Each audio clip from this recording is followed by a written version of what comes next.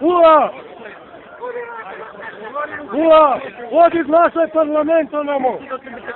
Odi glasaj parlament! Da. Protiv koji smo zapošli da ministrova.